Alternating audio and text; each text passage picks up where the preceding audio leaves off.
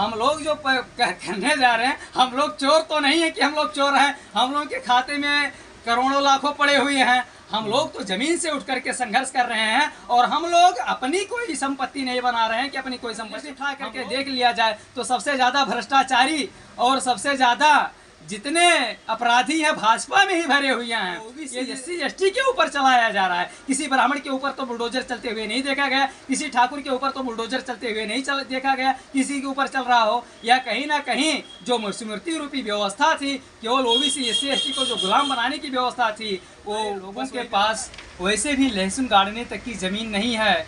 हमारा आज भी फलाने की जमीन फलाने बाबू साहब फलाने पाड़े लोग कब्जा कर रहे हैं। यदि ऐसा हो जाता है तो हमारे लोगों के पास वैसे पहले से लहसुन मनुस्मृति कानून में उनके था। इस माध्यम से ये जो कानून बनाया गया रहा है, कहीं ना कहीं इस कानून के माध्यम से मनुस्मृति की छाप पड़ रही है कि जब चाहें एससी एसटी की जमीनों को छीन लिया। हमारे लोगों का मान सम्मान स्वाभिमान नहीं वापिस आ पाया है। जो ये भारत मुक्ति मोर्चा संगठन है, ये केवल ये जमीनी मुद्दों की ही नहीं लड़ाई लड़ता है, बल्कि व्यवस्था परिवर्तन की बात करता है। जब लोग इस देश के मूल निवासी राजा हैं तो हमारे लोग मूल निवासी शब्दों से ज्यादा प्रयास किया जाना चाहिए। हिंदू राष्ट्र के बहाने षड्यंत्र कर करके इस देश में मनुस्मृति का स्थापना करना है, यानी संविधान को खत्म करके मनुस्मृति की स्थापना करना है। कहीं ना कहीं और तमाम मोदी फला मोदी भाग रहे हैं।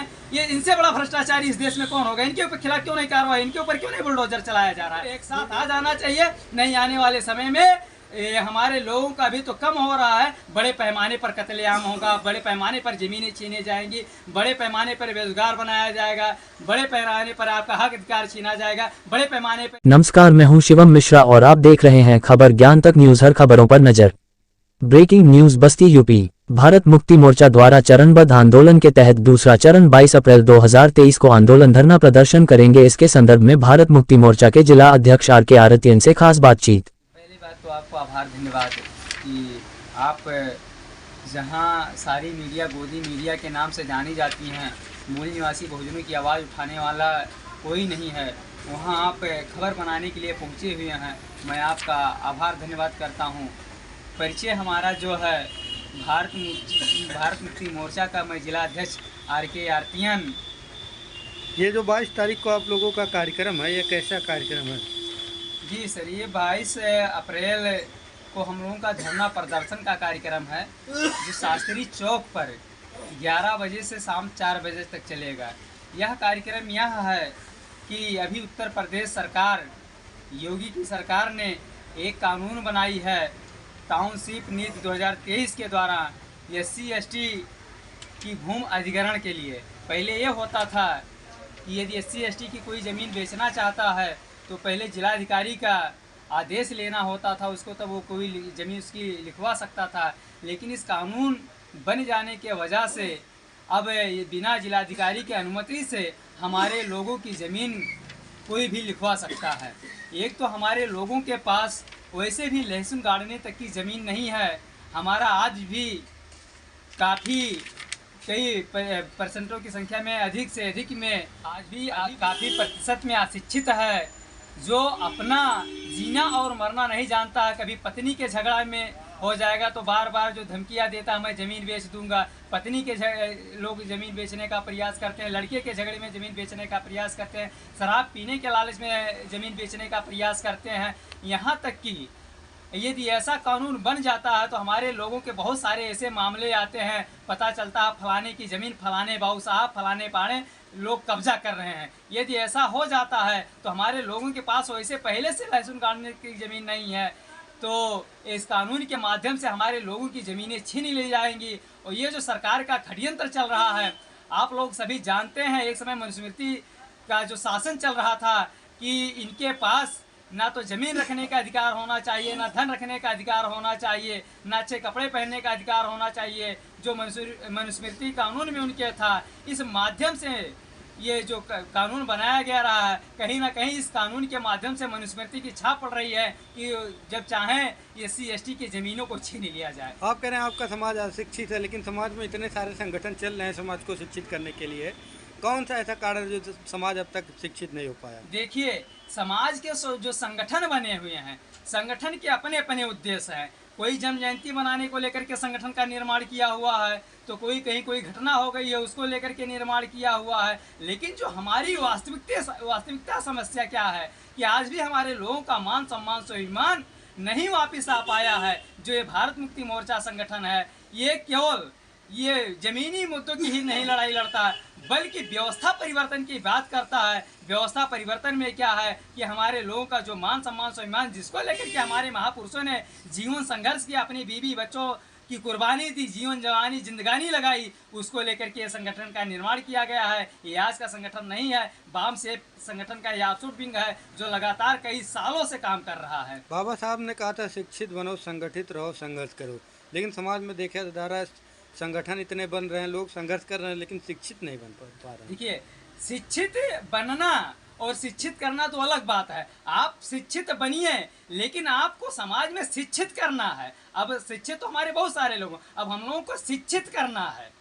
कहीं कहीं देखा जाता है मनवादी विचारधारा के लोग व्यक्ति को आगे करके समाज से ही लड़ाते हैं, तो इसको रोकने के लिए आपकी क्या रणनीति मूल है? निवासी राजा हैं, तो हमारे लोग मूल निवासी शब्दों से ज़्यादा प्रयास किया जाना चाहिए कि चूंकि हमारा डीएनए इस भारत देश का है, तो हमारे लोगों को मूल निवासी शब्द का प्रयोग करना चाहिए।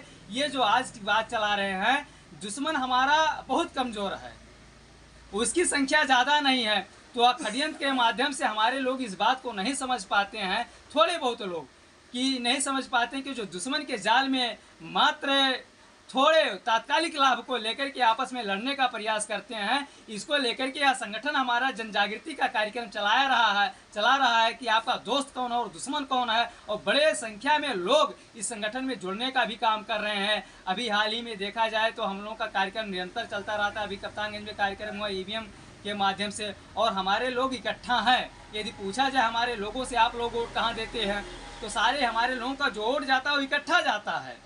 ऐसा नहीं, हमारे लोग एकजुट है। दुश्मन भ्रांतियाँ फैलाता है कि हमारे लोग इकट्ठा नहीं है, हम लोग एकजुट हैं। जैसा कि देखा जा रहा है अभी आचार संहिता लगा है, और एक तरफ आप लोग कहते हैं कि हम संविधान की तरफ से चलते हैं, तो और आप लोगों का जो कार्यक्रम है आचार संहिता में किया जा रहा है। जी, ये कार्यक्रम हम लोगों का आज से नहीं है, बहुत पहले से घोषित कार्यक्रम है, और केवल ये बस्ती जनपद में नहीं हो रहा, ये पूरे प्रदेश का कार्यक्रम है। और ये आंदोलन की घोषणा चुनाव आचार संहिता से पहले की है। और हम लोग कोई भी कार्यक्रम ऐसा नहीं करते हैं जो संविधान का जिसमें उल्लंघन हो। हम लोग शासन प्रशासन से सहयोग मांग करके करते हैं, और उसको सूचना देने के बाद करते हैं, जिसमें हमारा शासन प्रशासन भी मदद करता है। अभी देखा गया कि पुलिस कस्टडी में 2 लोगों की हत्या कर दी गई है, तो इसके संदर्भ में आप क्या कहेंगे? ये जो जिस प्रकार से वर्तमान की समस्या चल रही है, मैंने बताया, वर्तमान जो समस्या चल रही है, हिंदू राष्ट्र के बहाने षड्यंत्र कर करके इस देश में मनुस्मृति का स्थापना करना है, यानी संविधान को खत्म करके मनुस्मृति की स्थापना करना है। कहीं ना कहीं जो मैंने पहले शब्दों में बताया, इसी के माध्यम से पुलिस कस्टडी में हत्या कर दी जाती है। जो पुलिस हमेशा एनकाउंटर के माध्यम से अपराधियों को मारने का काम करती है, उनके सामने लोग हाथ खड़े करके खड़े रहते हैं, लेकिन किसी पुलिसकर्मी के हाथ में बंदूक होते हुए भी निकलने का काम नहीं करती। तो कहीं ना कहीं ये बहुत बड़ा काम मनुस्मृति को इस देश में लागू करने का प्रयास किया जा रहा है। एक तरफ देखा जा रहा है जो लोग भ्रष्टाचार कर रहे हैं उनके ऊपर बाबा का बुलडोजर चल रहा है। जो बाबा का बुलडोजर चल रहा है, भ्रष्टाचारियों के ऊपर नहीं चल रहा है। जो कहीं ना कहीं उनके विरोध में या शासन प्रशासन से या सरकार के विरोध में वो आवाज़ उठाने का काम करते हैं, उनके खिलाफ ज़्यादा करके बुलडोजर चल रहा है। अगर लिस्ट उठा करके देख लिया जाए तो सबसे ज़्यादा भ्रष्टाचारी और सबसे ज़्यादा जितने अपराधी हैं भाजपा में ही भरे हुए हैं। यदि लिस्ट उठा करके देखा जाए, आज जो भाग रहे हैं नीरव मोदी जैसे बहुत बड़े बड़े भगोड़े हैं, उनके ऊपर आखिर क्यों नहीं बुलडोजर चल रहा है? नीरव मोदी और तमाम मोदी फला मोदी भाग रहे हैं, ये इनसे बड़ा भ्रष्टाचारी इस देश में कौन होगा? इनके ऊपर खिलाफ क्यों नहीं कार्रवाई, इनके ऊपर क्यों नहीं बुलडोजर चलाया जा रहा है? बुलडोजर उन्हीं के खिलाफ चलाया जा रहा है जो शासन सत्ता के विरोध में काम कर रहे हैं, उनके ऊपर चलाया जा रहा है। ओबीसी SC ST के ऊपर चलाया जा रहा है। किसी ब्राह्मण के ऊपर तो बुलडोजर चलते हुए नहीं देखा गया, किसी ठाकुर के ऊपर तो बुलडोजर चलते हुए नहीं देखा गया, किसी के ऊपर चल रहा हो। या कहीं ना कहीं जो मनुस्मृति रूपी व्यवस्था थी, केवल ओबीसी SC ST को जो गुलाम बनाने की व्यवस्था थी, वो बस वही व्यवस्था डर दिखाया जा रहा है। कानून के माध्यम से यदि आप आवाज़ उठाओगे तो आपके साथ ऐसा किया जाएगा। इसमें ब्राह्मण बनिया ठाकुर के खिलाफ कोई कार्रवाई होती हुई नहीं दिख रही है। आप कह रहे हैं कि ब्राह्मण के ऊपर बुलडोजर नहीं चलाया जा रहा है, लेकिन कानपुर में देखा गया कि ब्राह्मण परिवार के मकान के ऊपर अभी बुलडोजर चला गया है। जो बुलडोजर चलाया गया वो पहले जमीन देख लीजिए कैसी थी, वो लोग कौन थे, उसके बाद फिर इस पर हम चर्चा करते हैं। अभी आप लोग भी सरकार के विरोध में प्रदर्शन करने जा रहे हैं, क्या लगता है कि आप लोगों के यहाँ पर भी बुलडोजर चल सकता है? नहीं, हम लोग जो करने जा रहे हैं, हम लोग चोर तो नहीं है कि हम लोग चोर हैं। हम लोगों के खाते में करोड़ों लाखों पड़े हुए हैं। हम लोग तो जमीन से उठ करके संघर्ष कर रहे हैं और हम लोग अपनी कोई संपत्ति नहीं बना रहे हैं कि अपनी कोई संपत्ति। हम लोग जो जनता की हक अधिकार की बात है, हम लोग उसको समझाने का प्रयास कर रहे हैं, जनता को जागृत करने का प्रयास कर रहे हैं कि आप लोगों को षड्यंत्र के माध्यम से कैसे खत्म किया जा रहा है। आप लोगों को एक साथ आ जाना चाहिए। नहीं आने वाले समय में हमारे लोगों का भी तो कम हो रहा है। बड़े पैमाने पर कत्लेआम होगा, बड़े पैमाने पर ज़मीनें छीने जाएंगी, बड़े पैमाने पर बेरोजगार बनाया जाएगा, बड़े पैमाने पर आपका हक अधिकार छीना जाएगा, बड़े पैमाने पर अभी तो कम हो रहा है, अपने आपके बहन बेटियों पर रेप बलात्कार होगा। इससे हम लोग आगाह कर रहे हैं और सरकार के विरोध में आंदोलन कर रहे हैं। हम लोगों का जो आंदोलन है ये शासन सत्ता की नहीं, हम लोगों का जो व्यवस्था परिवर्तन के प्रकार से समझने वाला आंदोलन चल रहा है।